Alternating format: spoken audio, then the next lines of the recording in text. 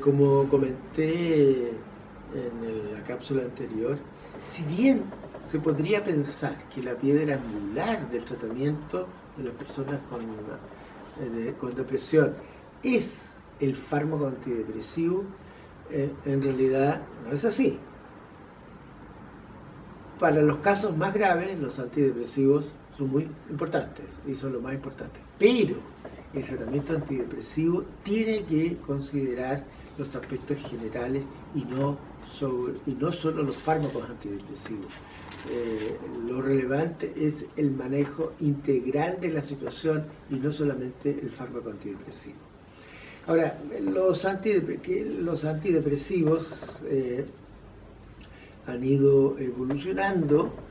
Estos fármacos fueron, entre comillas, inventados en la década de los años 50 del siglo pasado, y básicamente eran los llamados tricíclicos y los inhibidores de la monoaminooxidasa, de los cuales se han usado en forma mayoritaria y masiva los tricíclicos. Por ejemplo, los tricíclicos son la imipramina, la imipramina, la clomipramina.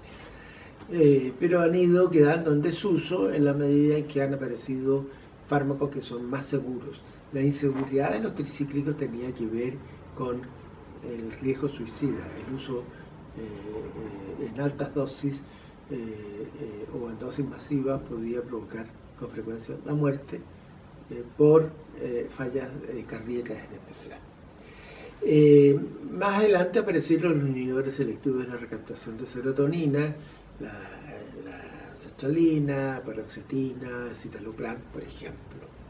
Estos fármacos tenían menos efectos colaterales, pero no se logró cumplir con la meta de conseguir mayor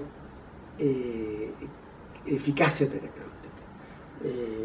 Mi impresión personal es que en los cuadros muy graves, probablemente los tricíclicos pueden ser más potentes y finalmente se puede recurrir a ella en estos casos.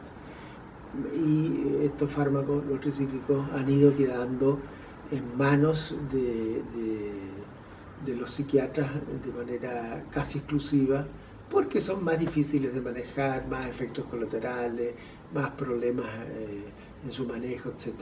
Y bien manejados pueden constituir una herramienta terapéutica salvadora en muchos de los pacientes que son resistentes al tratamiento convencional. Los inhibidores selectivos de la recaptación de serotonina tienen otros efectos colaterales que son a veces bastante desagradables. Ocasionalmente pueden producir aumento de peso, ocasionalmente pueden producir alteraciones sexuales en términos de dificultades de potencia y sobre todo menos líbido y fallas del orgasmo, tanto en hombres como en mujeres. Estos son efectos colaterales bastante desagradables, de mediano plazo y que muchas veces es difícil combatir. En el corto plazo, en los primeros días, pueden aparecer molestias digestivas, náuseas, por ejemplo, diarrea, un poquito de temblor, y son en general molestias transitorias. La mayoría de las personas los toleran bien. Entre más efectos colaterales tenga una persona, más riesgo existe de que ese tratamiento sea abandonado en el mediano corto plazo. Estos tratamientos, como se indicaba en la cápsula anterior, tienen que durar varios meses y el paciente tiene que ser controlado y vigilado para evitar los efectos colaterales y controlar algunas eventualidades bastante infrecuentes, pero que son muy relevantes de revisar. Por ejemplo, los posibles efectos hepáticos, y para eso se requiere, por ejemplo, la medición del perfil hepático, que es un examen bastante simple, un examen sanguíneo.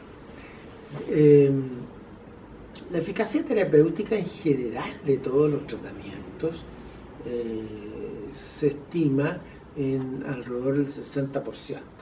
Ahora, el problema es que para conseguir ese 60% a veces es después de la suma de varios ensayos terapéuticos y en ocasiones los tratamientos no funcionan tan bien como en ocasiones se puede deducir desde la información científica clínica. ¿Por qué? Porque los ensayos terapéuticos o los ensayos científicos que se hacen en la investigación clínica son realizados con pacientes muy puros o muy sanos, o sea, tienen fundamentalmente depresión, pero no tienen enfermedades comórbidas como otras patologías físicas, enfermedades cardiovasculares, diabetes, por ejemplo. No tienen otras enfermedades psíquicas como por ejemplo consumo de alcohol, y son realizadas en personas que son relativamente jóvenes y no en ancianos, tampoco en el embarazo, tampoco en la lactancia. Entonces son ensayos que no son de la vida clínica real, ¿ya? Entonces es por eso que los fármacos muchas veces no son tan eficaces como aparecen en la investigación clínica. Eso es por una parte. Y de todas maneras, la mayor parte de los pacientes se mejoran con estos antidepresivos, y si se consigue un buen manejo terapéutico, psicoterapéutico, con algunas de las técnicas psicoterapéuticas disponibles, los resultados terapéuticos de las depresiones tienden a ser bastante buenos. Siguen apareciendo nuevos fármacos que tienen distintos perfiles y que en ese sentido pueden ser usados con más seguridad o con mayor intencionalidad en grupos de pacientes. Ha aparecido un fármaco que se llama gomelatina, que tiene un buen perfil de efectos colaterales. Hay que cuidar los efectos hepáticos, sin embargo, tiene buen perfil de efectos colaterales, implica fuera de los efectos hepáticos en general no tiene, y produce somnolencia nocturna, por lo tanto sirve para los pacientes que frecuentemente tienen insomnio, y no hace subir de peso o pocas posibilidades de subir de peso y pocas posibilidades de provocar molestias sexuales. Y el otro fármaco que ha demostrado gran utilidad es vortioxetina, que de acuerdo a un estudio reciente publicado en una de las revistas médicas más relevantes a nivel internacional, demuestra que es el fármaco que tiene el mejor perfil de eficacia junto con el mejor perfil de seguridad. Eficacia, o sea, los pacientes se mejoran; seguridad implica pocos efectos colaterales. Esta vortioxetina tiene un bajo perfil de efectos colaterales, pocos efectos sexuales, pocos efectos sobre el aumento del apetito y por lo tanto aumento del peso. Y se ha demostrado bastante útil.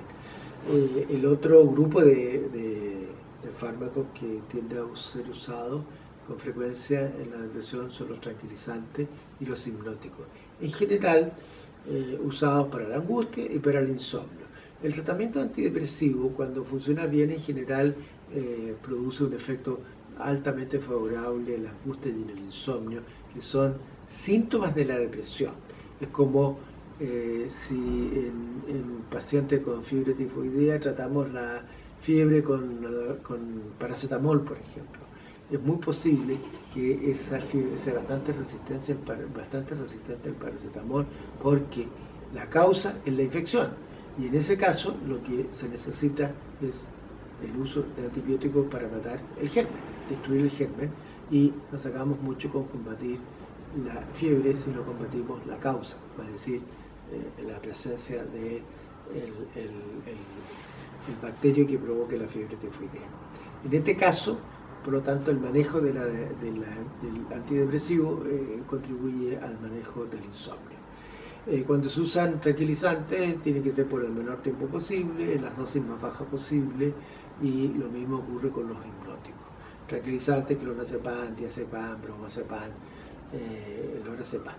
Hipnóticos hay una buena cantidad, hay una gran cantidad de hipnóticos, pero estos tienen que ser usados por tiempos breves. Aquí, donde se produce la iatrogenia más frecuente o la máxima frecuencia de problemas con el uso de estos medicamentos, que muchas veces se usan por tiempos muy largos, meses, o el paciente prefiere usar estos medicamentos para resolver algunas situaciones que no tendrían por qué se resuelta con un hipnótico. Hay que aceptar a veces que simplemente se duerme mal porque estamos en presencia de un conflicto importante y entonces la persona no tolera el insomnio, recurre a los tranquilizantes y los hipnóticos y se produce un acostumbramiento y luego una adicción. En la próxima cápsula vamos a revisar con mayor detalle los aspectos psicoterapéuticos del tratamiento.